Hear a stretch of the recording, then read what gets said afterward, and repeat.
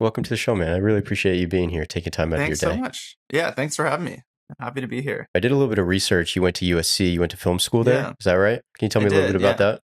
Yeah, I mean, I'll rewind a little bit. I grew up in Portland and got into photography through like a high school class. I remember I was like so annoyed. I was like, "Oh my God, it's a film. Like they don't even have digital photography. This is so stupid." And of course now I'm like begging to shoot on film all the time. But did that and kind of like it was cool because we like hand did everything. I mean, it was like a dark room and we were mixing the chemicals and like every step of the way there was like no digital stage and you would end up with like a physical print. And that kind of like got me the photo like image making bug. And then I got a DSLR as soon as that class was over because I was like I can't like sustainably shoot film and do it this way. And I just happened to get a DSLR that had it was the Canon T1i and it was the first Okay. like DSLR that had like Yeah, a yeah, video yeah. function, and I think it was like 720p, 30 frames per second. Like there was no 24. Oh It man. wasn't full HD. It was a mess, and I was like, I had like Magic Lantern, all these like hacks and stuff on it to try to like turn it into something, and basically like got into just making videos because I was like, kind of for the first time, you could shoot videos that kind of looked like something more Hmm. legitimate. Like before that, it was all camcorders, super deep up the Right. field, like whatever.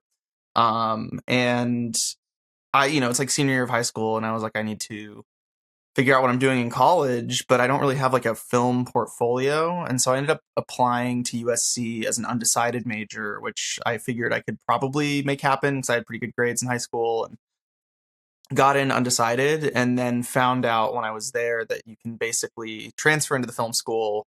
And that the bonus was actually that the like film major specific classes didn't start until second semester of sophomore year. So I kind of just like Mm. made it my mission to like pretend being in film school until I could actually get in. Yeah. And so I like took all the intro to cinema classes, all the stuff that all my like friends I was like making friends in the film school. Um and a lot of people didn't even know that I wasn't in it. Like I wasn't like lying about it, but they just assumed that I was. Yeah, And yeah. so I was just like developing a portfolio, doing these like projects outside of class and like kind of Mm. gradually assembled something resembling a portfolio. And then I felt I had enough, I had letters of recommendation from film professors. Like I kind of like built this whole thing. I was waitlisted and then I was literally the last person in off the wait list right before Wow. second semester sophomore year. So I like Mm. barely You squeaked just in. made it. Yeah, yeah, yeah. What were Yeah. the projects you were doing to get your portfolio? Yeah. I mean, um, it's a complicated question. I mean, basically, or complicated answer. Basically, there was a program at USC that was founded by this professor, who actually passed away a couple years ago, very sort of tragically. But he designed this project or sort of like structure called the game that was like, or the reality game, where basically everyone who joined, anyone could join regardless of major, would get a deck of cards, and those cards would have things like the names of your classmates or like Ah, a short film or like a rope or a plot twist or a rose or whatever. And they all had point values and they all had ways of connecting, like little arrows on the cards. And so what you mm. would do is be like, oh, I'm going to make a short film with this person involving a plot twist and a rope. And then you would basically make that. Oh, And at that's the end of the cool. week, you would like submit this project. And everyone would submit their projects. They're all publicly visible. And then whoever had Mm. the most points Oh would wow. get like a sort of like a little like industry related reward. So it was like, I got to meet like the founder or like one of the original creators of the original Xbox, which was kind of funny. It was all That's like pretty different cool. types Yeah. of, so the one of the prizes was like meeting Robert Zemeckis. One of them was like Mhm. going on the set of Grey's Anatomy as an intern for a day. Like it was all Some sort of pretty cool like stuff. exciting stuff, but like maybe not the most like useful, but it like got people excited about Mm. filmmaking and like about the industry. But I did like dozens of those. I mean, I have like on a hard drive somewhere, like, just You like still got all them? these. Oh, yeah, I have everything. I'm like, and, just all these different little like short films, like music videos, whatever. And what was cool about it was it wasn't graded and there wasn't this sense of this project representing your voice so much as just Mm. like an opportunity to exercise something or to like Mm. try something. And so it was really like an amazing low pressure, low stakes way to get a lot of like mileage on your, Yeah, absolutely. in your brain or whatever. So I like met a ton of people doing that. I made a ton of work doing that. And like, of course, it's all, it doesn't look like the work that I do now at all, as it never would. But like, it was just like an opportunity to like learn the language Make in a sort of more mistakes. conversational way, rather than it being like submitting this thing as your vision to like a board of people who are going to decide whether it's good or not, Sure. Yeah. So it was great. I mean, I really, and Jeff Watson, the professor who built that himself, he was an interactive media professor at USC, like wrote one of my letters of recommendation. Like I was relatively close with him, and he was like, I would say, pretty instrumental in my getting into the film program and just like getting enough, like it was sort of like his foresight to be like, maybe not everyone who wants to make films is in the film school. It's like, maybe this is something that anyone can participate in, or it could expand to, be to involve theater students or involve musicians or whoever. And so it sort of became this like multimedia experience. It was amazing. I mean, that was the most important aspect of college for me by far. Like, I think, there's always this like, does film school matter or not question. And I think that like, fundamentally there are things that you just have to learn by doing them. And I think that like Jeff's program like gave me that opportunity essentially. And I would rather have done that and like skipped the classes than the other way around, because the classes are useful. You learn a lot intellectually, but you don't learn a lot instinctually. Like you don't sort of like develop intuition about filmmaking in the same way. It's like reading a book about cooking. It's like, okay, well, I get it fundamentally, and then you go to make an omelet and you're like, oh my God, like the eggs are like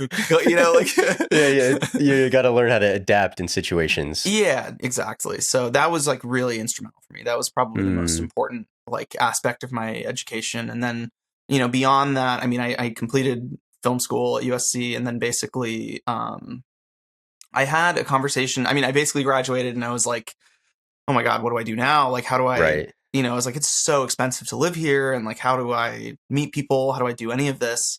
And I ended up having a conversation with, at the time he was a DP, now he's a director, named Mishka Kornai.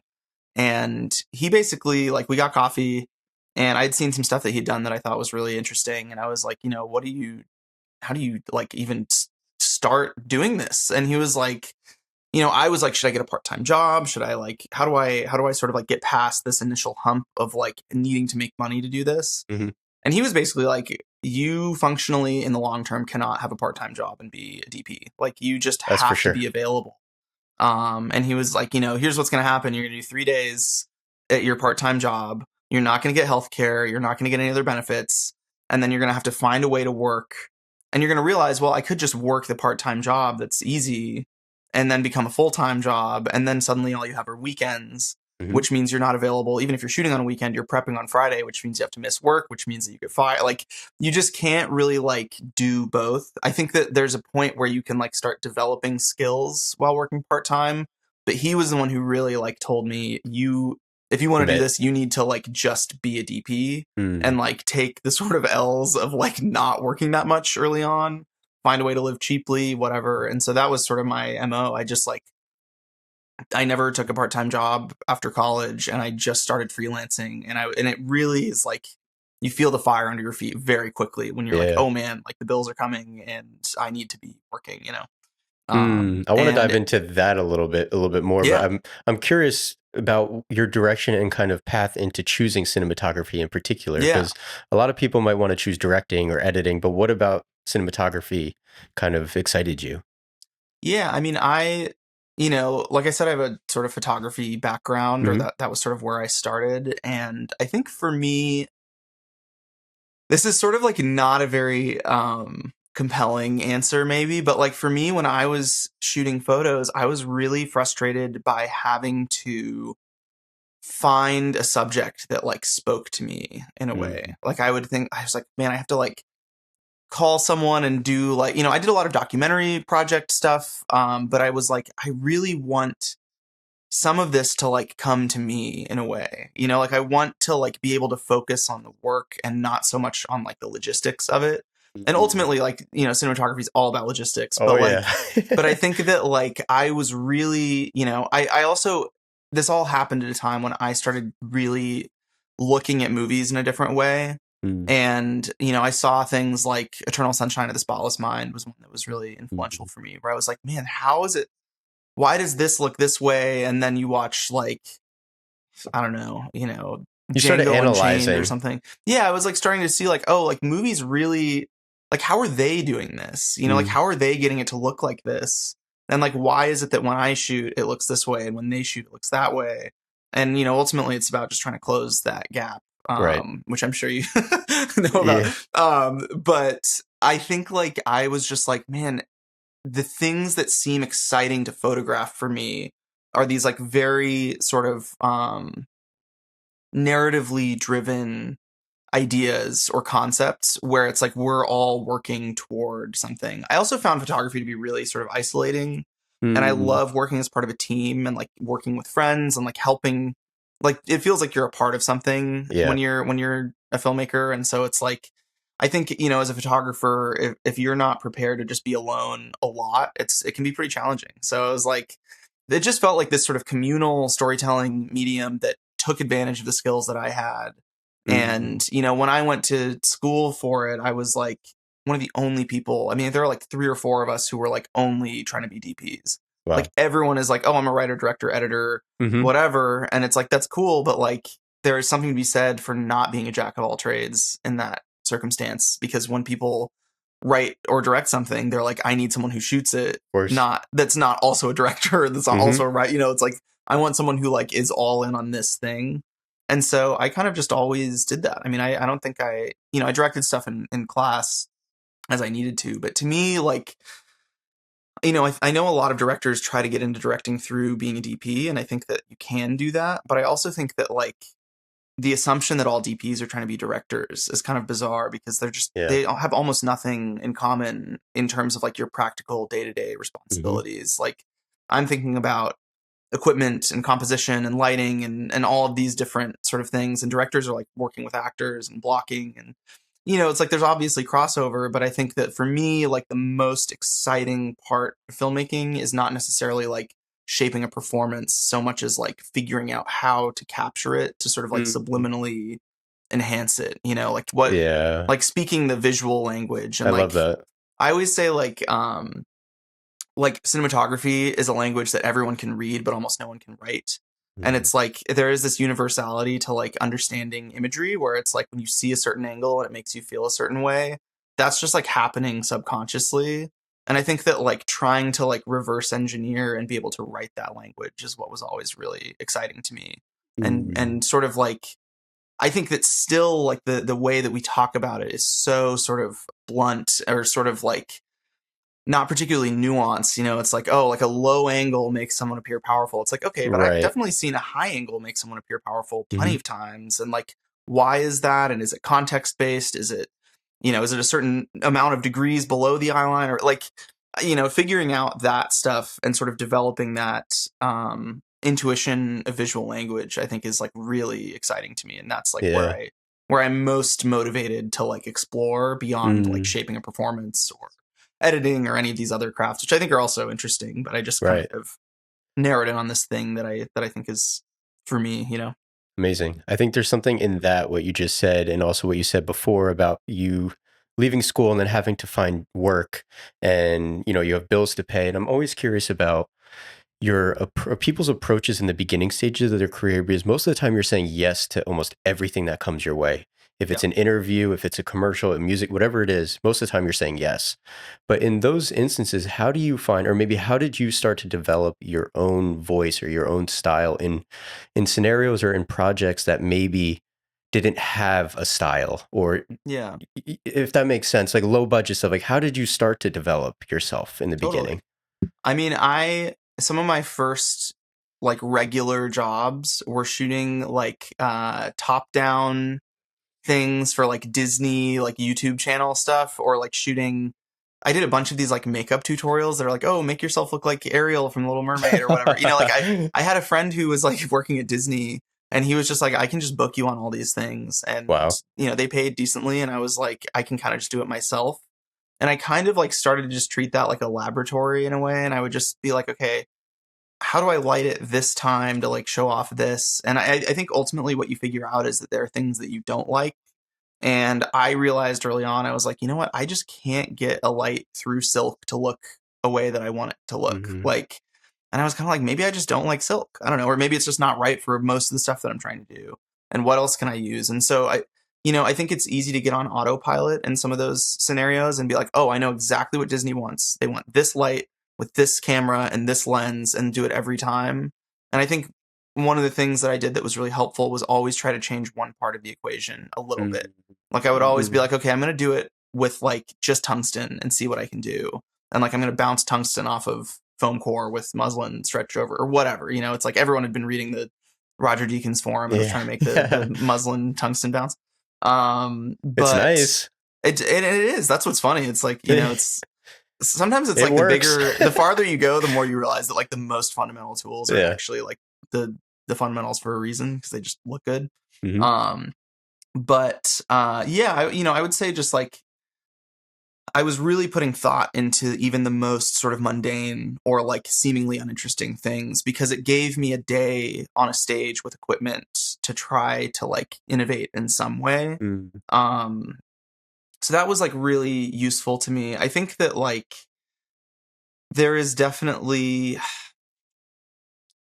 I don't know. I think that it's like, if you're not excited by the opportunity to have equipment in that kind of space, then like it might not be, I don't want to say it might not be the job for you, but I think that like you have to learn to capitalize on those opportunities because it's like, then the next time, I always think like the first time I ever used an HMI was like in one of those jobs. And it was like, once you've done that, you're like, okay, well now I know it's basically the same as a tungsten light, but it takes time to warm up. It's, it's a different color temperature and you don't want a hot restrike. Like you start to like bank these things and then it feels more comfortable to use them in a more high stakes environment. So yeah, I just think like always innovating in some way or like trying things, whether you shoot it or not, it's like you have time with lights, you have time with a camera, gotta use it. Yeah.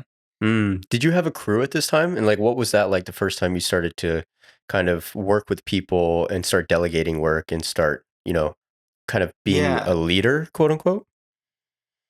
Yeah. I mean, it's interesting. I when I was 23, I got a really crazy opportunity before which I had basically just done jobs that were just me, maybe a gaffer, maybe a first AC, like really simple stuff. And through a friend that I had made in school was offered a feature that was like a $5 million movie. Oh, and man. I was like, no way. And I had like a very strong vision for it. I was like, I know exactly what I want this to look like. I have like a music background and it was a movie about the underground jazz scene in LA in like the 30s and 40s. Oh, wow. And I was like, this is so like, and it was just like so spot on. I was like, this is like a dream movie. I gotta just like capitalize on this.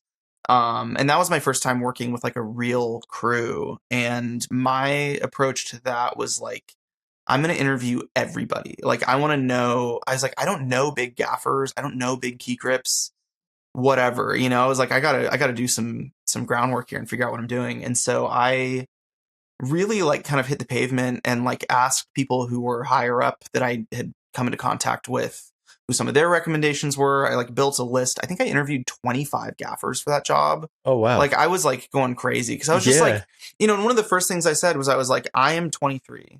I have no feature experience.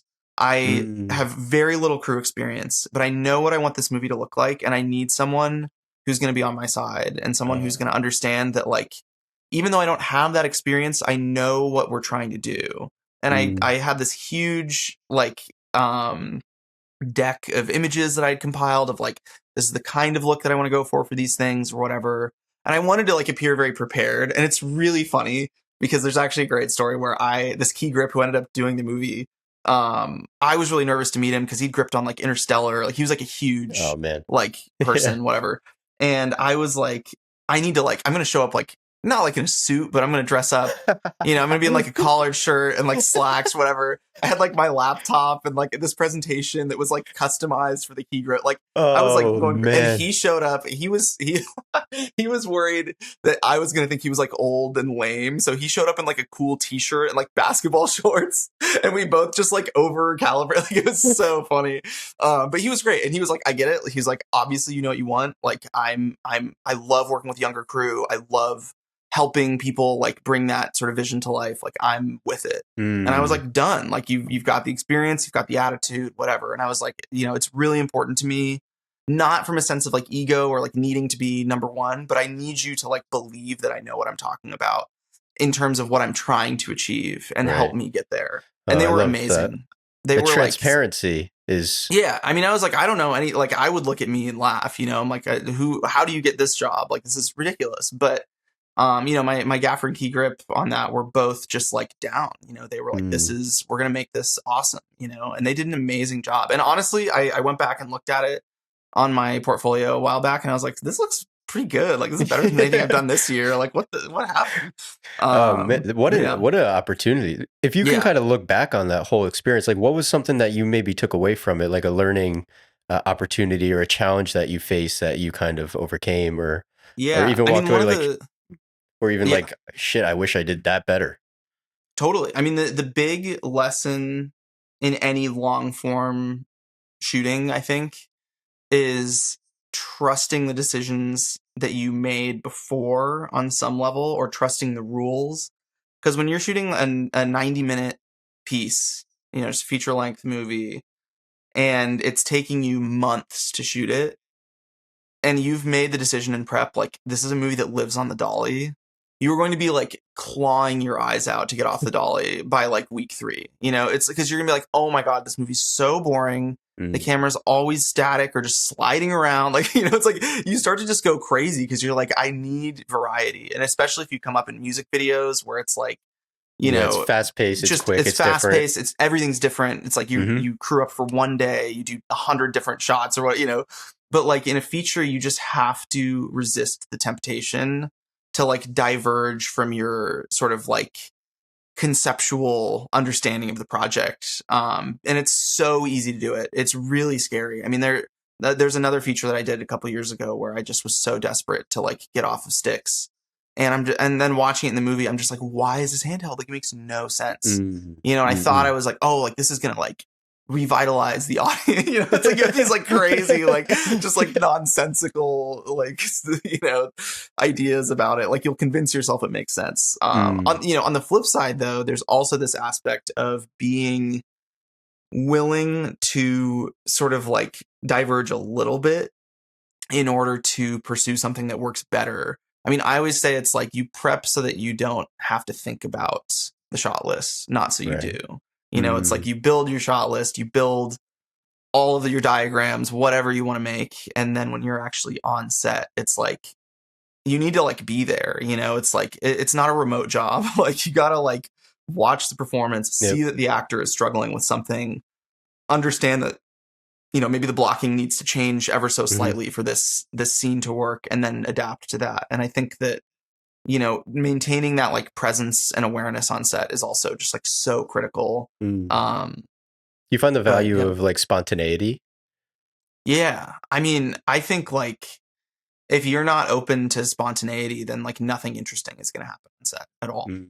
Like you're just going to capture the thing that you thought would be interesting when you weren't there weeks and Right. weeks ago. Mm. I think like this is something that I talk with directors about a lot, is like I want to shot list to develop the vocabulary of this piece, whether it's the lighting or the blocking or the composition, whatever. And I want to feel like we are on set of our own movie making like a fan film for it, or like because it's like if someone said, hey, like Tarantino needs second unit, you would like know kind of what to do inherently. You'd be like, okay, I know what Kill Bill looks like, Mm-hmm. I know how we're shooting this. And I want to get to that point with my own projects before we shoot them.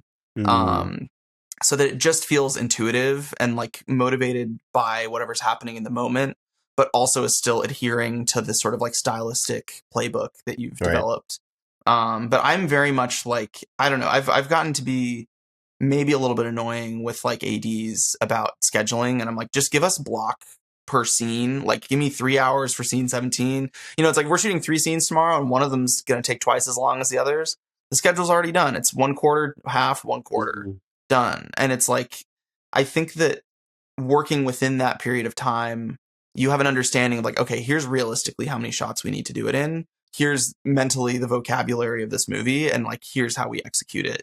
and then you're actually like present in the scene. I think that oftentimes, I'm totally going off on a No, tangent please. here, but I think oftentimes what happens is when we are forced to shot list long before we see the locations or we see the blocking or whatever it may be, what ends up happening is that you shot list based on geometry rather than story. And so you think like, okay, it's two people at a diner. Obviously we need overs and we need a two shot. And then it's like, it's already over. Like, what are we doing? Well, it's not like, you're not even thinking about the story. You're not thinking about the characters. You're just thinking about geometry. And what happens is like, you hand that over to the AD and they're like, okay, we need 3 shots.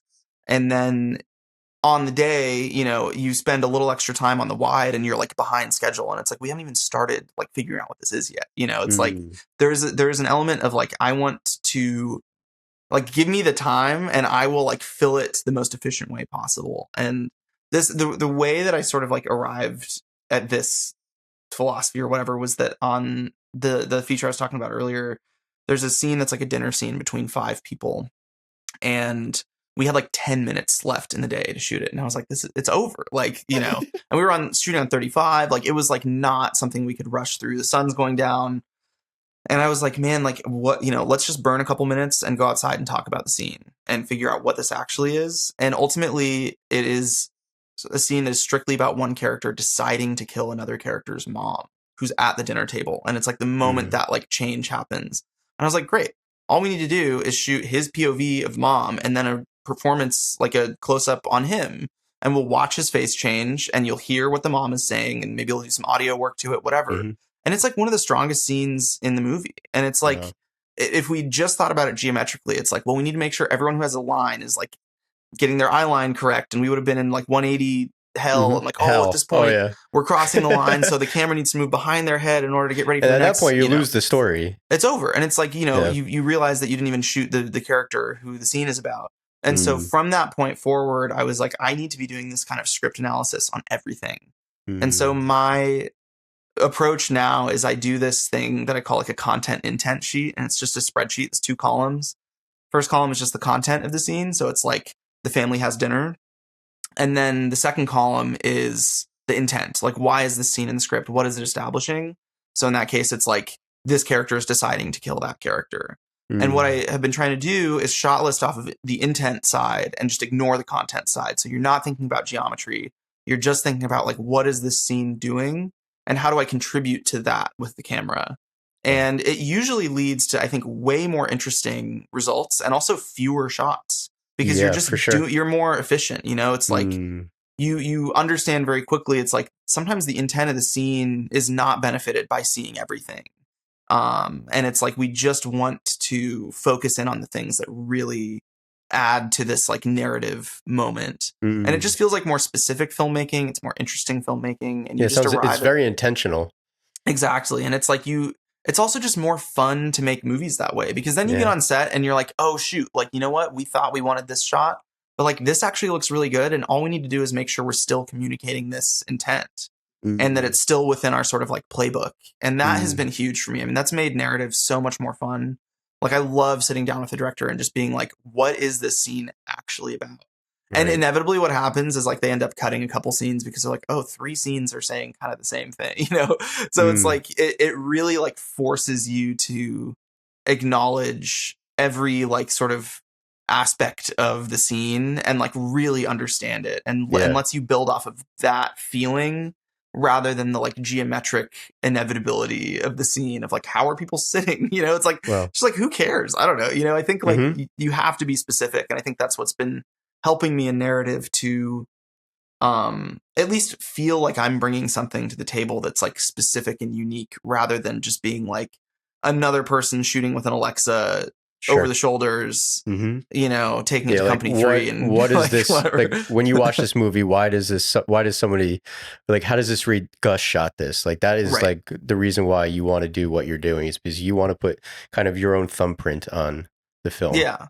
And then ultimately, hopefully you don't even really feel it in that way, but you understand it on some subconscious level. It's like when I watch something that like Darius Kanji shoots, for example, it's like, I don't always know it's him right away, but then as soon as I see the credit, I'm like, oh, of course. Like, he is like a total chameleon. He will like fold into whatever he's making, and it's like it's so I don't know. He's one of my favorites because I just think that he more than anyone is sort of adapting every aspect of his process to the material on every project. And you don't feel this sense of like, oh, this is Chivo, oh, it's a 12 mil Master Prime on a Steadicam on 35, like you can't like reduce him down to like a choice so much as like, it's just like there's this almost non-specificity of his portfolio that I think is really impressive. But yeah. How do you translate your style across narrative and commercial or music video? I guess the different genres. Do you find that you have a similar approach, or what do you think maybe could correlate, like a benefit of commercial that'll help you bring something to your narrative project, or vice versa? Yeah. I mean,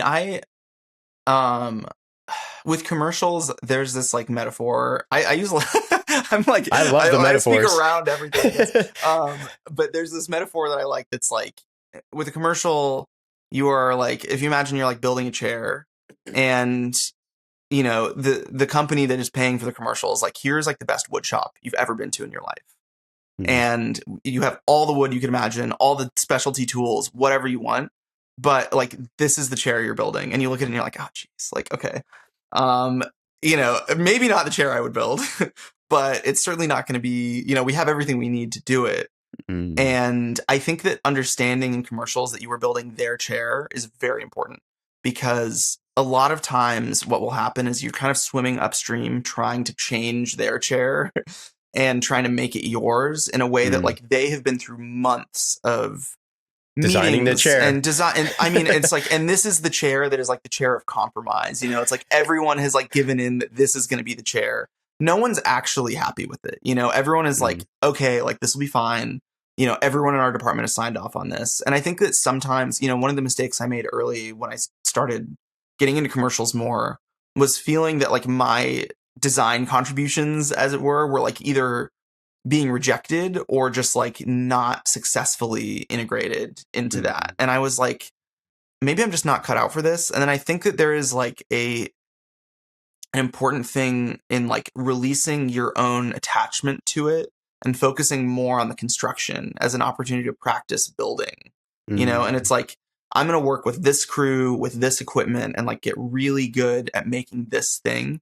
And maybe, if there's like a little tweak I can make in the moment and say like, hey, it might be kind of interesting if we did this, maybe it'll get approved, maybe it won't, but you can't like rest your artistic merit on it, because it's just not, you're not even playing the same game. Right. They're playing a totally different game in terms of like, they're like, well, this chair, people watch it for 0.2 more seconds in the Midwest, which is our primary market, whatever, like they're doing all sorts of things that you're just not privy to. So for me, I treat commercials, I guess, as an opportunity to hone this sort of machining skills and like get good at the sort of nuts and bolts of filmmaking and be like, okay, I'm going to just like really nail this. We're going to we're going to be on time. We're going to be under budget.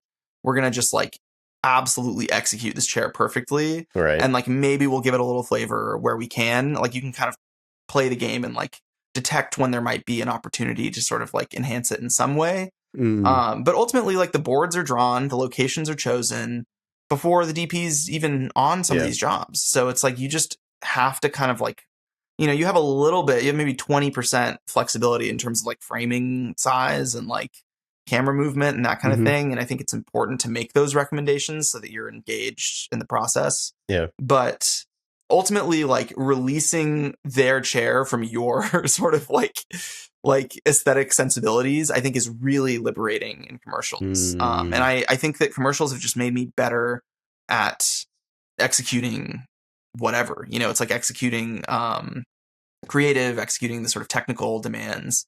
And, I think that like you can develop your sort of narrative skills and use those to kind of like enhance the narrative of a commercial and say, hey, like, absolutely, I think it would be really effective if we did this.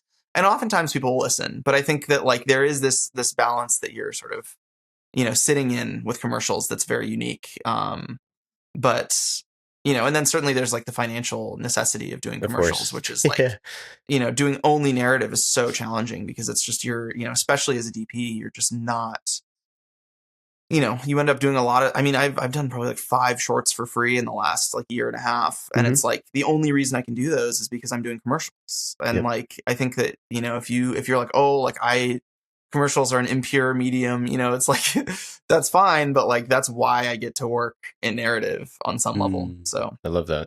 yeah. I'm curious about this as well, because I think I'm at the stage in my career where I'm trying to figure out.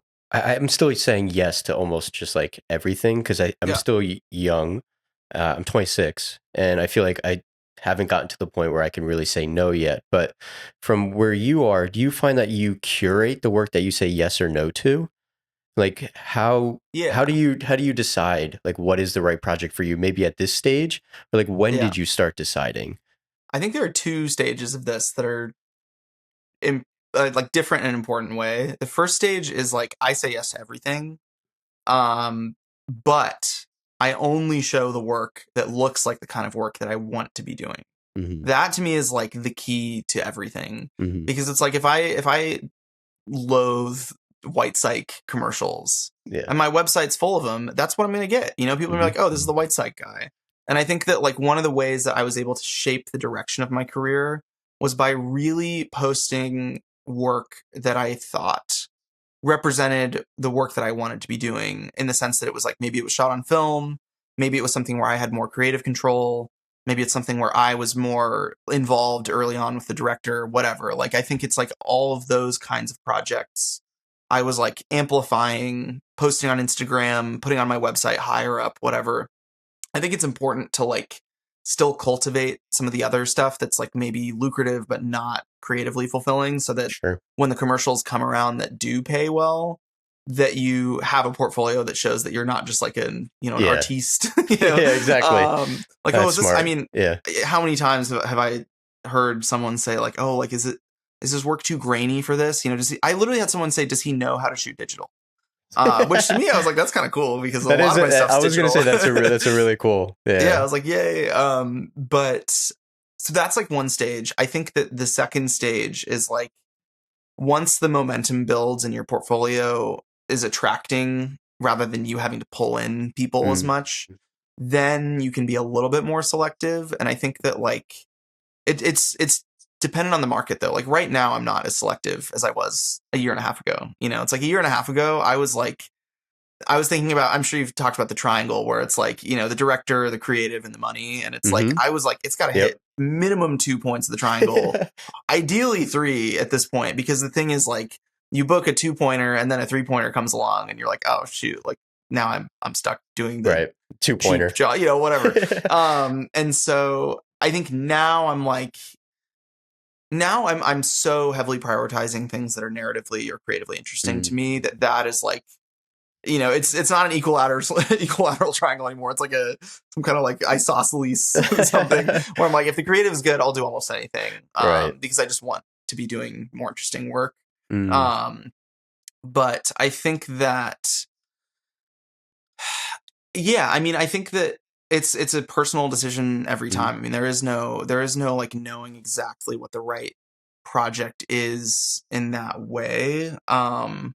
It has to do with your schedule. It has to do with your life outside of Yep. filmmaking, which is also really important to sort of like manage. I mean, I think that it's a skill that you develop over time. It's like which jobs to take and which jobs to pass on, and it's hard to go from taking everything to not taking everything, because Mm. there's this feeling that's like, well, if I'm not working and other people are working, are those DPs working with my directors, and Right. are they going to come back? Like you can very like sort of, it's not like like territorial, but it's like there's a lot of fear, I think, I around understand like that. Yeah. becoming. I mean, even now, Forgotten I'm about. like, yeah, and I'm like, oh man, I haven't really had like a great music video in a long time that I feel really excited about.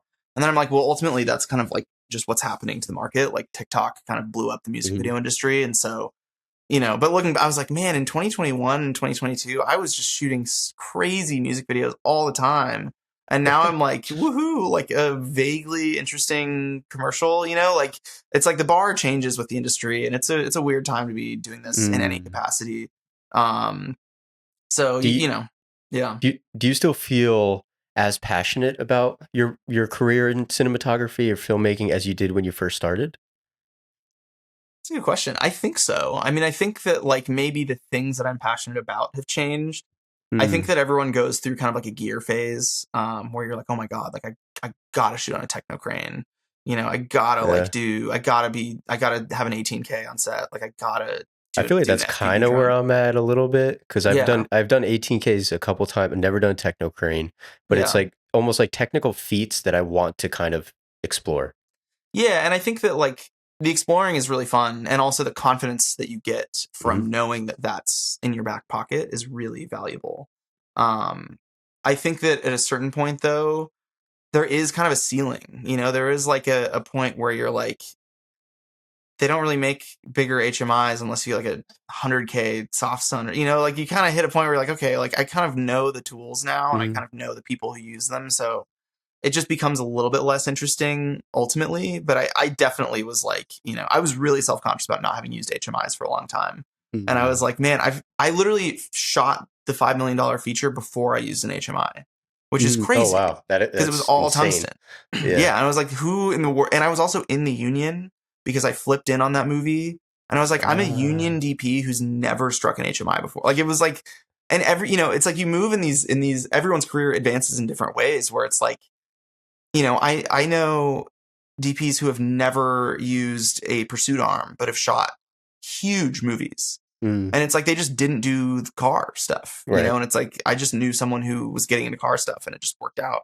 But Mm. it's like everyone has this sort of like secret inadequacy fear of like, oh God, like Yeah, how for can I be a sure. DP when I haven't done this? And it's like no one's done everything, you know, or the people who have are you know, 60. It's like it's kind of a I don't But know. that's the other thing too, is sometimes, I mean, I often forget sometimes how long it takes to actually Yeah, quote unquote like be successful in this industry. totally. It's a long road. And so I think maybe with social media, we have this misconception of like what success looks like and how Yeah, quickly we should be successful in this industry. And I think it's somewhat harmful a little bit, especially if you feel like absolutely. you aren't progressing the way that you see your peers Yeah. socially.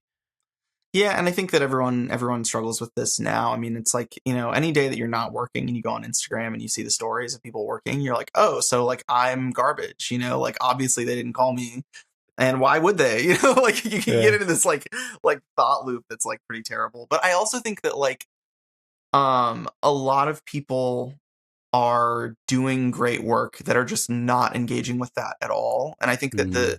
the sort of like inherent paradox of social media is that it makes you feel like everyone who's doing anything is there. And if you're not doing it there, you're not doing it at all. And then you realize like a lot of really high level people, not even like the top tier, but like the like consistently doing TV, movies, whatever, are just not engaging with social media at all. And I it's just know. like not their priority in the slightest, you know? Like I see that. I was yeah, gonna say sorry, I go see ahead. that with gaffers sometimes. Like I try to look up a Yes. gaffer that I want to work with. No Instagram. I'm like, oh, this guy's probably really good. Exactly. Yeah, it's like if you haven't heard of them, it's almost like even Yeah. better. It's so funny. Yeah, there's I mean, I just have been watching Severance and like the new season Mm. of it. And it's like the second episode they like switch DPs and god, I can't think of or find her name right now, but I've never heard of her. I was like this is like so well shot. I mean, I was like blown away. I was like, this is like some of the best cinematography I've seen on TV or in a movie in the last like year or Yeah. whatever. And I was like, I have no idea who this, you know, I've never even heard of her. And like, not that I should have heard of everyone, but it's like there are people making really good work who are just not engaging with that Hmm. game. And ultimately, I think that game is a game you can play, but it doesn't really define anything. You know, like a Yeah. lot of really great DPs are just posting pictures of like their families and vacations on Instagram, and That's that's it. it. They're dogs and And it's cats. exactly, and it's like, oh shoot, maybe I don't need to do all this. You know, I think it Mm. is like useful in some ways. I think that, you know, I've definitely gotten work because I've been featured on the Kodak shoot film page or Hmm. whatever. Like it helps with some of that. But I also think that like the real work isn't really like there, you know? It's like, I don't know, maybe in music videos it is and some commercials, but I think that like the real industry is not that concerned with Instagram, you know? Do you something that I'm curious about too is like I'm going through maybe the past 2 years like a new unlocking of something in Mhm. cinematography, and that to me was production design, art, and like Yeah. wardrobe. And like, that was something that when I kind of unlocked, I was like, oh, that's why nothing looks the way that I want it to, is because I never really thought about that. Sure. What to you kind of now is something that maybe that you've unlocked recently Yeah. that maybe help transition or maybe push you forward a little bit or try new things? I mean, I think the big thing for me was digesting scripts in this sort of content intent way. That has been like the biggest change for me. I would say with regards to like production design, I mean that was the big learning moment for me on the feature that I did. It's called Flock of Four, but it's that we had an amazing production designer who had just come off of Mad Men to do this movie, and I mean, I felt like I could point the camera anywhere. You know, it was so freeing, and she had such a great. Her name's Erin McGill. She's like still working, an amazing production designer. But anywhere that I pointed the camera, I was like, this looks incredible, you know, Yeah. and she was like working with my gaffer to integrate stuff into the set with light. Like it was the first time I'd worked on something where it was like it felt like we were constructing something from scratch with Amazing. enough energy and enough money and enough time to like actually make it great, you know, Do and it like right. make something really interesting. And it was like, I mean, you would walk into the locations and just be like, oh my God, like I'm in the 1940s, you know, it was like, it was unbelievable. That's so And cool. it makes your job so easy because you're like, anywhere I look, there's just like texture and things that just sell you on the authenticity of the world, you know? And I think that one of the things, I mean, that was like a moment for me of just understanding like, oh, the reason people shoot with deep depth of field is because they want to see the Exactly. set. You know, it's like Yeah. you want to show off, like, oh my God, like this place is so authentic, it's so lived in, whatever. And I think that like oftentimes when you're starting out in the indie world, you're like, oh my God, thank God this lens is sharp at a 1.8 because I need that to be able to I need hide. the blur. I need Yeah, it. and you know, and then ultimately you're like just sitting in this like singular plane. I mean, I always joke too. It's like, you know, the larger the formats get, the shallower the depth of field gets, and it's like soon we're just going to be making like a 2-dimensional image. You know, it's like just like a plane and then blur. Yeah. It's like a microscope. You know, where it's Right. like, I just think like to me, I recently have become way more interested in shooting deep stop imagery because I just think I don't know. I just think there's something interesting about it to me. I think that it's like Yeah. I want to be working with the full array of like compositional opportunities. You know, it's like, I mean, this is why like photographers like you know, like Alex Webb comes up a Okay. lot as someone who does that, where it's like everything from the lens to infinity is in focus, and because of that, you can create these compositions that are like very dynamic and involve a lot of different elements versus this sort of like floating head in a blurry background world where you're like, what is this really communicating? You know, like what am I actually like getting out of this? And I think, yeah, like you know, in pre-pro, a lot of times I will sort of try to eliminate costs on my end just to like give PD more money. Cause I'm like, I don't, you know, I'd rather shoot a great scene on an Alexa than shoot a white room on IMAX 70 Yeah. millimeter. You know, it's like there's just a point where it's like, what are we actually looking at? And I think it's easy to get distracted with all the sort of like options, um, you know, and like to spend a lot of money on lenses or to spend a lot of money on a certain, you know, dolly platform, whatever, and sort of lose sight of the fact that like that money is all coming from the same place. And like, if you saved $1,000 on lenses, that goes so far in the art world Yeah. with like prop rentals, like that kind of thing. And suddenly you're like shooting a much more interesting set that you can shoot a deeper stop and it just looks more interesting, whatever. That is that's a consistent thing I hear amongst DPs is if they have money left over or if they could make a way to give more money, Yeah. it always goes to art. That is Yeah. such a consistent theme I see. It just is like the best bang for buck, I think. You Yeah. know, it's like that's where you get really interesting stuff to shoot is when art and PD are like fully financed. You know, it's like Right. when they're like enabled to do those things. And I think that like, you know, ultimately, I mean, my sort of like controversial DP opinion is that like I don't think lenses matter that much. I think for me, like usually the lens kind of chooses itself based on the technical needs of what we're doing. It'll be like, oh well, we need, you know, it's like we're on film, it needs to be sharp. You know, I know that we're gonna shoot night exteriors, it's gonna be master primes, whatever. Yeah. Or we're shooting day exteriors. I'm going to be at an 11 anyway. Let's shoot on Cook S4s. Like no one said anything about the Coen Brothers movies with Roger Deakins being too soft. It's like we can, do $75 a day on an S4 versus 300 a day on a Master Prime and send all that money to art. And then suddenly you can shoot a deep stop. You have all this magical stuff going on in the frame. Are those LA? Those are LA rates. Are those are LA rates? Yeah. Sorry. I was gonna say, man, those are not what it's like over here on the East Coast. Don't quote me on that. I don't know. I think what are the S4s like? I think they're like $150 a day. Yeah, I think I don't know. Maybe something like that. I know it's too many favors. That was just as a joke, but no, totally. It definitely funny though, like the different markets. How the Venice. I own a Venice, and the rate I can get on the East Coast is very high. But if I go to LA, I get almost nothing for it. It's hard. Owning gear is a whole other thing. It's like, I don't know. Are you a fan? Do you even think about the business? How important is the business side of being a cinematographer to you? I'm like not a finance person at all.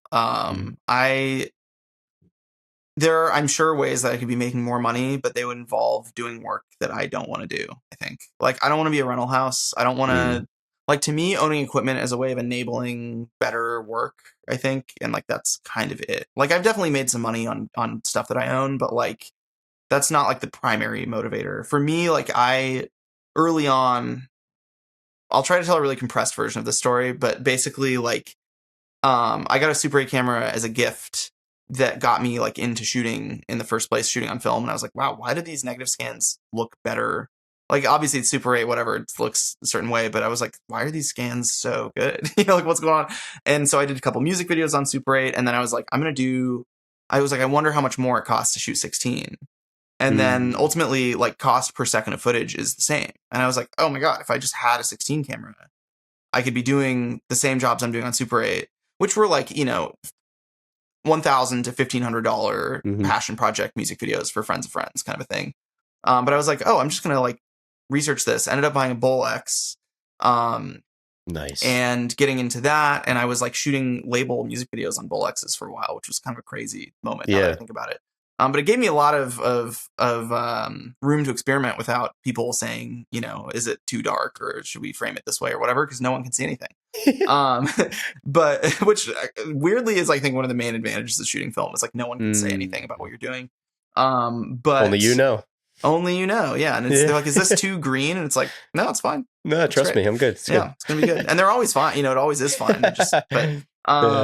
But basically, I was like, okay, if I just owned this Bolex, I could be doing these videos. I got a Bolex, and that enabled me to do all sorts of stuff. I built like a Super 16 Bolex backpack and did music video. I did a 5-day music video in Iceland for $15K all in. I think it was maybe 20, with just me, the director, and the artist, all shot on film. And people were like, this looks like how are you making these videos? And we were doing it for nothing, And, shooting on film was like enabling us to shoot a lot of days because we weren't paying for an Alexa and an AC and batteries and a truck and all that. It was like, it was like a spring wound Bolex in my backpack. It was crazy. Yeah. But basically, like, I was like, okay, if I own an SR3, I could start doing narrative work on film. And so the things that I like buy are just about enabling the work in some way, mostly. I don't know if my SR3's probably paid for itself over time, and it's definitely gone up in value, but usually I'm donating it. Like usually it's just like, this is how we're going to afford film. And that's just kind of the way. I don't know. I'm not, I don't like own a bunch of stocks. I don't like live in the sort of like financial world. I just like don't want anything to do with that, I think. And like, I think it's easier for me to just like focus on the work and like, maybe I can make some money on like, wireless headsets or on, my monitor. I don't know, but it's like, I don't want to be a rental house. Yeah, for sure. And also, part of the reason that buying film cameras made sense for me was that they're not ever going to be outdated. Like they're like the final generation. Yeah. And, it's not like next year I'm going to have to buy a new sensor or like buy different whatever. And also on 16, like, you get like a Canon 8-64 and shoot every project for the rest of your life on that. It'll look great. So I was like, these are things where I'm like, I've kind of hit the ceiling. I don't need to expand. I feel comfortable with where they are, Love that. But yeah. I don't know. I felt the Don't same fall way for the about. financial trap. I'm like, I know. I mean, I bought a Venice, and it was a part financial thing, but also like it has allowed me to shoot so many yeah, things that otherwise totally, wouldn't have been able to have been shot on it. totally. And I make my money sometimes on the commercials that rent the camera, but I shot uh, every short film I did, like 5 short films last year, I shot on my Venice.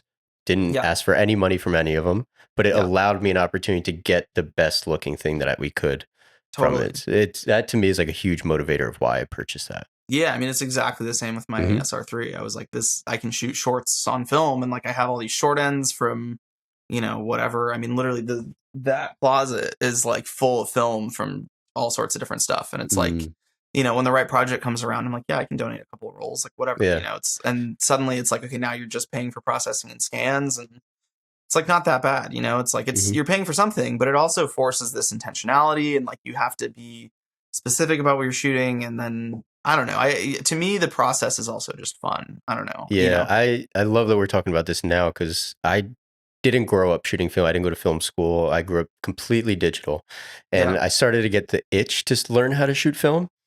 And I shot my first short on 16 a couple months ago, nice, and it very cool. was it was it was just a Bolex, Yeah, but it was the first time I got to do it, and I felt, oh my gosh, it was like the yeah, best feeling in the world. it's amazing. It also, I mean, with a Yeah, Bolex you're like, there's no way this is producing images, like it just cannot be, yeah, like it's it's so, you're like, amazing. what is this thing, like how It's it's really, crazy how it yeah, works. it is so like, it's so mind-blowing from a just like technical perspective that Hmm. like that it's like not only producing images, but it's like producing images that like are in some ways like objectively better than the best digital stuff on the Hmm. market. I And it's agree. like, this is a camera that's just like pulling film down the Yeah. cloth. You're like, there's no way this is. I always have that feeling on Bolex. On SR, like on 416 or Hmm. on any 35 camera, I feel like a little more like this is working. Hmm. But on Bolex especially, it's like there's just nothing happening. It's like just two reels and a Yeah, it's just claw, spinning.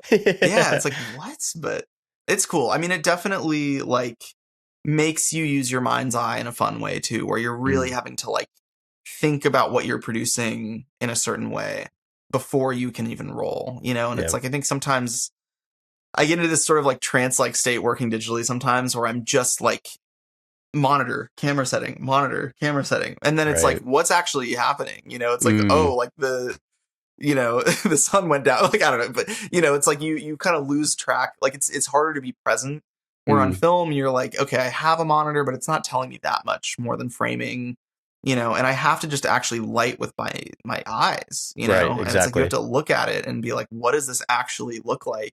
Mm, And I just like working that way. I just think it's fun, and I think it yeah. leads to more serendipitous things happening. I think with Mhm. a digital camera and a high definition monitor and all of that, you're sometimes like, it almost feels like working with an AI image generator to be like, oh, like add Mm. backlight, like it's like, okay, now we Yeah. have that, and it's like, oh, we need 2% more, and you kind of like forget about that when you're shooting on film. You're not as like numerically Mm, obsessive, and I think that mm, some of that randomness is also interesting mm. visually. Like Do I you think, do you yeah, find that you lean more into the imperfections when you're shooting on film? I think I'm just less concerned about it being perfect. I don't think Right. I'm like choosing to be random so much as like I'm just letting certain things go. I'm like, Mm, this is, I know it's going to work on some level, and I'm yeah. just going to like let it be what it is. Um I don't know. I think that one of the things that kind of sucks about a lot of modern filmmaking is this feeling that everything is like almost presented like a product. Like everyone has to be. I mean, I don't know. I have this huge just like rant that I go on sometimes about like every show is just like, let me guess, a soft side key, and we're just below eye level on a shallow depth of field lens with someone near a window. It's like, are we just gonna do that every day until we die now? Mm. Like, is that just the look? Is like the soft I side key? You I know, just I don't know if you know him personally, Federico Tamburini. Do you know him? I know the name. Yeah, Yeah, so I just interviewed him, and he was talking about this exact same thing where he's like, everything is being shot the exact same way into the corner of a room next to a window. Psyche. He's like, yeah. sometimes you find the beauty in turning around and shooting into a space that is completely ugly. and like Totally. forcing yourself to be like, how can I make this look good? Totally. I think that like the next stage in that escalation of thoughts is like, does it need to look good? Like why what is this thing? I think that like we have created a communal sort of like idea of what constitutes a cinematic image. And I think that even if it's not a mandate, it's like a set of guidelines that are like, well, you always want to get the Rembrandt triangle on this side. Yeah. I mean, look at me now, like Jesus. But like, I'm like sitting in a soft side. That's just where my window is. But like, I think that there is this element of like, I think that is leading us to. I think it has negative consequences. Like most noticeably in blocking. I think that like every DP is like, well, we have to be near the window. Well, we have to be over here. We have to get this side light. You know, they have to be on either. Who has ever in their life had a conversation where they're standing with the window a foot from their head, with the other person standing 2 feet from their face, and they're both equally lit like that? I mean, it just doesn't really happen. And I think that like we've like lost the plot a little bit in trying to chase this image that like already exists. It's like that, you know, it's like when you get the same No Country for Old Men reference in every treatment and you're like, that movie exists. Like they've shot that already. Like what are we doing? Why are the actors by the window? You know, where do they actually want to go? And if, you know, and they say, oh, you know what? I would actually be in the corner of the room. And it's like, cool. Like that's, I don't know, you know, that's how you get something that's like unique in some ways. Like maybe they're not perfectly lit. You know, it's the difference between watching sort of like Netflix slop and then watching like, no offense to Netflix, I love Netflix. No, but like that sort of, you know, these like sort of everyone is walking their way into a soft side key shows versus watching someone like it's Harry a formula. Savides. It's just like a formula. Exactly. And it's like you watch someone like Harry Savides who is like very reactive in how he like he'll basically, you know, he talks about like how would I do it with one light, which to me is the beginning of all lighting. Is like if I only had one light, where would I put it? And how would that affect the scene? And for him, it's usually outside pointing in, and because that's usually what light does. And then it's like, okay, let's let the actors do their thing, and then it's like maybe we make some adjustments to that light that's pointing in, and you call it a day. You know, maybe you throw something on the floor to bounce a little bit up so that you get a little better exposure, a little highlight, whatever.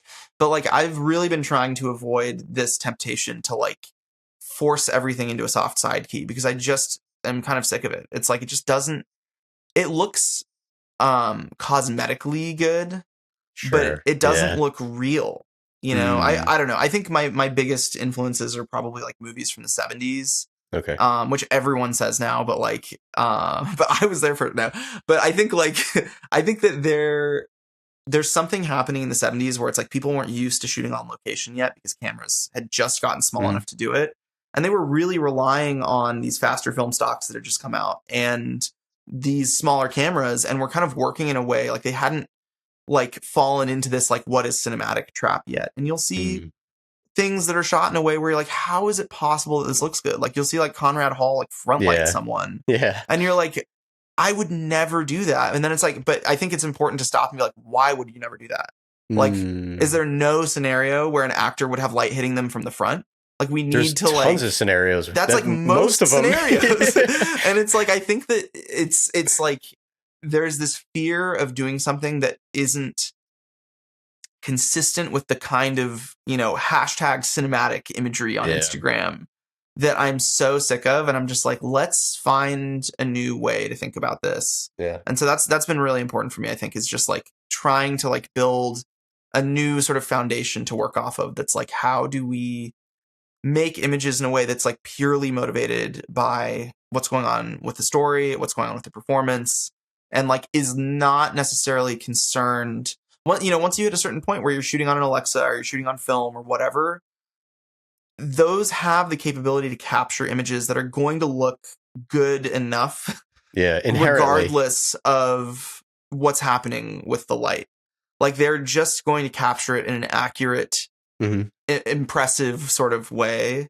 And I think that like maybe some of this is residual like post DSLR syndrome that we all have, where it was like a hard light on someone's face looked insane. And then you know, I did a commercial last year where it was all tungsten hard light. There was not a single rag anywhere.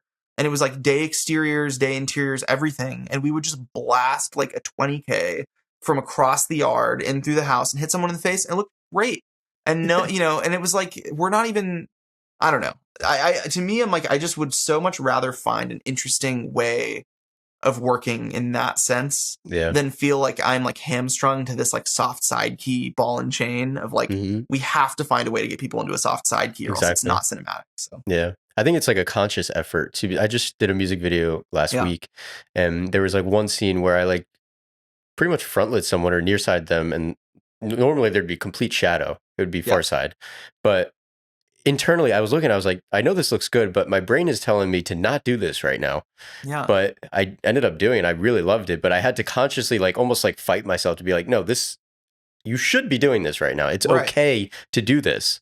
Well, and sometimes, a broadside key can look amazing. It's like, it's just that like there's this tendency, I think, to categorize all choices as more or less inherently cinematic. And I think the more movies you actually watch, the more you realize that cinematic doesn't mean anything. And there is no thing that is or isn't inherently cinematic, Like it's just a matter of like what the piece is. I mean, it's like if you're looking at lighting diagrams for Eternal Sunshine versus lighting diagrams for Inception, it's gonna be totally different. Like the tools are different, the approach is different, whatever, and then you look at a David Fincher movie, everything's different, it's like everything, there's almost nothing in common in terms of process, in terms of visual construction, in terms of framing. Like, I think that there are, I don't know. It's like, I think that if you have, as a DP, like found yourself in a scenario where all of your work looks the same, it means that you're not listening to the story at all. Like you've just given up on context, and it's just about producing images that look the way that other people's work that you like looks. It's like doing a sort of pale impression of someone else's thing, which frankly is probably an impression of someone else's thing, and it's like, isn't it more fun to just find something interesting and unique? I don't know, Like, should Beasts of the Southern Wild have backlight in every shot? I don't think so. It's like part of that movie is like, it's just 16 millimeter natural light and it looks great. And you believe it because of that. You're like, oh, this is just like, it's almost like, is this a documentary? And it's like, that contributes to the feeling of authenticity of that story. It's, I don't know. Everything's different. And I just think that like, you have to be attuned to what you're doing. And if you're finding that you're using the same camera, the same lenses, the same lighting choices on everything, it means that you are just there for yourself. Yeah. That's interesting. Yeah.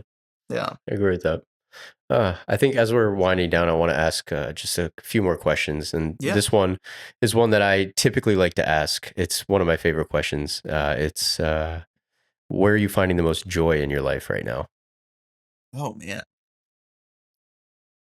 I mean, work is definitely slower than it's been in the past. I think it's a lot of things compounding. I mean, it's the fires here, first of all, is like a huge thing. And then obviously this writer strike, actor strike, the post-COVID period. Like, I think that we're not going to get back to like the 2021 boom for a while.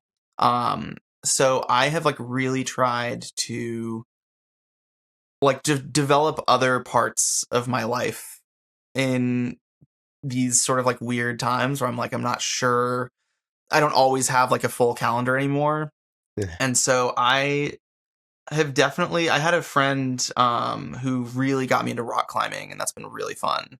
Classic. I know, it's a classic thing. And then, whenever I'm in LA, I always go rock climbing with certain people every time. Totally. Well, we got to go when you're here. Yeah, I would love to. That, and then I really wanted to get better at cooking this year. I think that as a DP, it's really hard to like have a stocked fridge and like cook for yourself and just because it's like on a moment's notice, you're gone for a week and then everything rots and you come back and you're like, what have I done? And so I've been trying to find ways to like, that's something I've always wanted to be better at and want to practice. And so I've tried to find ways to kind of like sneak that in while I have the time. I don't know. To me, I know some people who are like, oh, if I wasn't doing this, I don't know what I would be doing. And to me, I'm like, if I wasn't doing this, I could be doing a million different things. I don't know. Like, I love being a DP. I love my job. I love creating things visually, all of that. But I also love a lot of other things, like I took a ceramics class last year and that was like one of the best things I did all year. I was like, this is, and like, you can apply so much of any discipline to filmmaking. Like, I think they're all so interwoven. I mean, I always say like the class that was most influential for me in college was sculpture, because my sculpture professor, Nancy Lupo, was just like, she taught me like how to look at things in a way. You know, it's like she like developed this universal sense of like understanding texture and understanding shape and form that I still think about all the time. And it's like, I think that, you know, the multidisciplinary approach to learning to be a filmmaker is by far the best way, because at worst you're going to have something to say that isn't about filmmaking, and at best you are going to have something to say that is the result of what you've learned from other crafts. So yeah, just trying to stay busy. I mean, I think that, you know, it's easy to sit at home and rot on Instagram and be like, oh my God, everyone's working except for me. I think like turning off your phone, like I've been trying to read more. I'm really trying to like read. Like, what genres are you into? It's kind of all over the place. I'm reading this Charlie Kaufman novel right now that's really funny. Okay. It's like his first like written, you know, like novel work. And it's purely just about like my attention span. I'm like, man, I need to be able to read again. You know, it's like I feel like we all have like phone brain, and I'm like, I need to like push back against that in some way. So trying to read more. I've been trying to watch, you know, just fill in some of the gaps in my like movie history knowledge. And just kind of like hang out. You know, I think that like the biggest regret that I have from like, I think my whole career is just doing too much too quickly. I think that like I put all of my like eggs in that basket and sort of like forgot about other aspects of my life for a while. And like, I don't want to say like neglected friends necessarily, but I'm like, man, you know what? Like, I'm like in my 30s now. I'm like, man, 20s are over, and I feel like I spent a lot of it thinking about work, and I love the work, and work is important. But I'm also like, what did I not do then that I can do now? You know, can I go camping more? Can I go hiking more? Can I have more unique experiences that influence my worldview and like help me to be a better, you know, it's not even about it helping me be a better filmmaker, but it happens inevitably. Like you build on this sort of like emotional reservoir. You just need to have life experiences. If you're just stuck in your own bubble at home looking at Instagram, how are you going to inform a unique perspective of any kind? Exactly. And I think that like that is why we've ended up in this like reference driven culture, is because a lot of people are just ingesting media rather than like having new experiences. And like, I'm also totally guilty of this on some level. I think that there's no question that like we all can do better at this. But I just think like I've this year and last year to some degree, I've tried to be like really conscious about like having experiences with friends, going to events, going like just doing things that get me out in the world, because it is way too easy. We have all these devices competing for our attention all the time. And it's like, you know, I think it's why it's like, it's about having time to feel bored. That's the other thing, man. I love it's this. like feeling bored is so useful. Yeah. Boredom is like the key creative motivator. And we lose that because every moment of boredom is filled with looking at something on your phone. Yep. And it's like, you used to just stand in line at the bank for 15 minutes and look at a wall, and your brain would just go all sorts of places. And I think that like, you know, we have sort of replaced relaxation or sort of like winding down our like mental velocity with like consumption in a way that is like really, I think it's why everyone feels tired. It's why everyone feels burnt out. It's like, when are you thinking that nothing's happening? you know? So I've been trying to like just allow myself to be bored, to go on a walk without AirPods, to, you know, just do things that are kind of boring. I think it's really useful. You know, it's like I went on a walk yesterday, didn't bring headphones, and just like thought about stuff. And I was like, this is, you know, I was like, am I like Thoreau? You know, like what's going on here? But it's like, it is helpful, like just to think and just to like be in your body and look at things. And like, you know, I live 2 blocks from the LA River, and I just walk up and down it sometimes. And there are just like amazing birds everywhere. And there's like, you know, there's water, and the light's hitting the water in a certain way, and you're seeing like the ripples off of the ducks swimming and stuff. And it's like, you can't help but just like look at that and have some creative thought of like, what feeling is this creating? Like, how do I capture that? Like, how do I, you know, like use this to fuel some larger thing or to express an idea? So yeah. Amazing. Gotta think. Yeah, man. That's something that I've been talking to myself about is just the idea of boredom and how much we forgot about boredom. And Yeah, I'm so guilty of it. But totally. I think we all used to be bored yeah, all the time, and now it's like there's no reason to be bored because the yep. phone comes out and it's killed, you know? Yeah, Instantaneous. Oh crazy. man. How would you define success at this moment in your life? What does success look like to you now? Um, that's a good question. I mean, I think to me, what I want to have happen, I would love to do like at least one feature film a year. I want to be Mm, like, to me, getting to express something narratively on that scale is like a really valuable thing. And it doesn't always work that way. Features are weird, you know, they come and go and like they cancel, they push, yeah. whatever.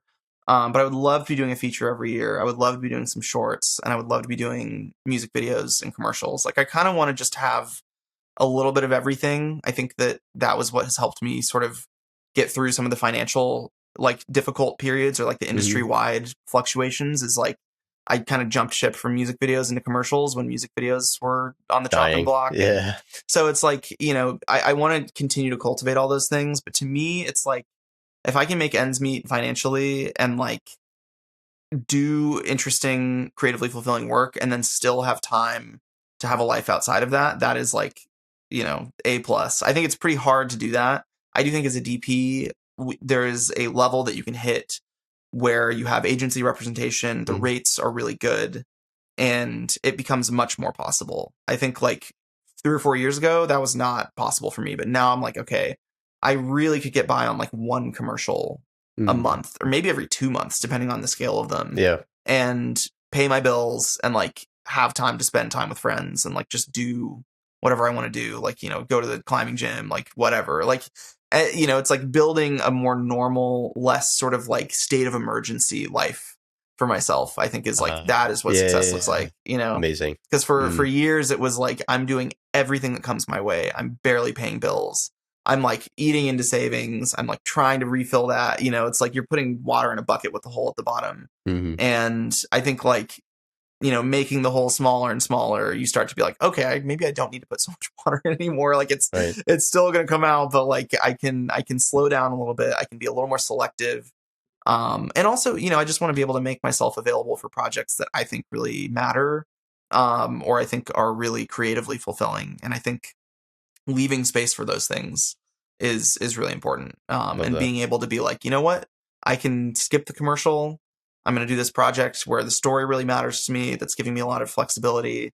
And you know, I did that last year with a personal project that I did myself, and it was like one Mm. of the best decisions I've ever made. You know, it was like last March, and I was like, there's just not a lot happening right now, and I think I'm going to just capitalize on this and do something for me.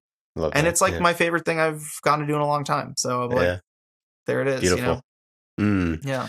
Last question. Yeah. You might have answered it already, but maybe not.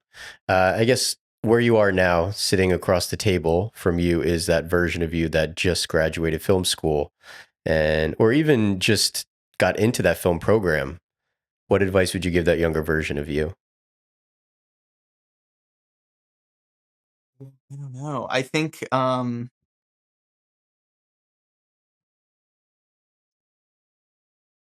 it's like just keep shooting. It's so lame, but it's like the thing is like I really think everything in this sort of like industry in this world is about at bats and how many times you can get to the plate and swing. And I think that I had to swing a lot of times before I hit the ball. And even when you hit the ball, like it's not always a home run, you know, you might just get to first base, right? So it's like I think that um you got to just learn to be a cockroach, you know, and Mm. just be unkillable. I mean, it's like to me, it was like all about finding a way to survive financially those first 5 years or whatever before you have the body of work, the experience, the contacts, the visual aesthetics, whatever. Um, it's just, it takes time. And I think that most, you know, everyone who quits, you know. Like you choose to stop doing it at a certain point, and I think that like if you just find a way to minimize your sort of suffering in Yeah. the short term, then eventually you will connect. Like it just is inevitable. I mean, it's like, I'm sure we've all watched things and been like, how is this shot this way? And it's like that person just kept doing it, Mm-hmm. like it is not entirely merit based in this industry. And I think that's a good thing. I think that like it keeps it lively. It's like you have people who just care so much, and it's like that comes through in the work, regardless of technical skill or expertise or whatever it may be. So I think that like just knowing that there is a light at the end of the tunnel, there is a sustainable career for DPs in the long term. I think the arts seemed like a bad bet financially, and ultimately I think are looking like a pretty good bet. I think that a lot of jobs are not going to exist in the capacity that they do now within the next 10, 20 years. But I think that like a human being making artistic choices is not going to be something that we can easily replace. And you know, you gotta go. Like everyone who made it went for it.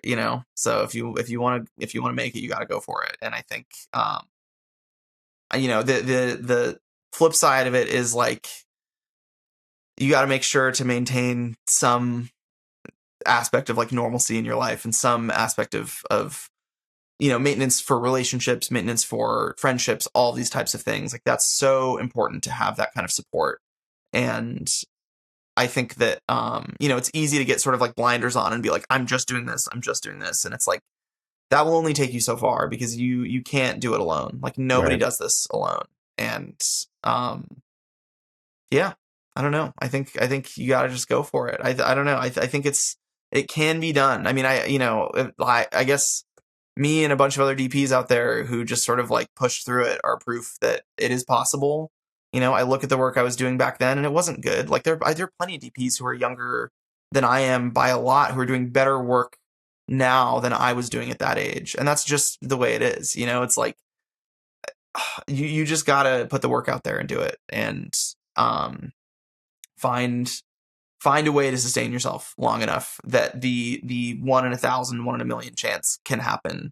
Because every time you pull the slots or whatever, it's like you reset the odds over and over, and it's eventually something will hit. So love it. Yeah, Gus, thank you so much for being here. Thank you. No, I appreciate it. Yeah, this is fun. Where can people find you, find your work? Yeah, my website is gusb.me. I might just change that to gusbendinelli.com. I'm sure I've lost work for that. I was like, oh, it's so short. And then on Instagram, I'm just G Bendinelli, first initial, last name. And I don't really post anywhere else. I don't post on Instagram much either. So you can find me in person, I guess. I don't know. That's it. Walking across the LA River. Walking by the LA River. Yeah, exactly. We'll see. All right. Thank you, man. Thanks so much. Appreciate it. Yeah. All right. Thank you, everyone. Hopefully you enjoyed today's episode. Peace out.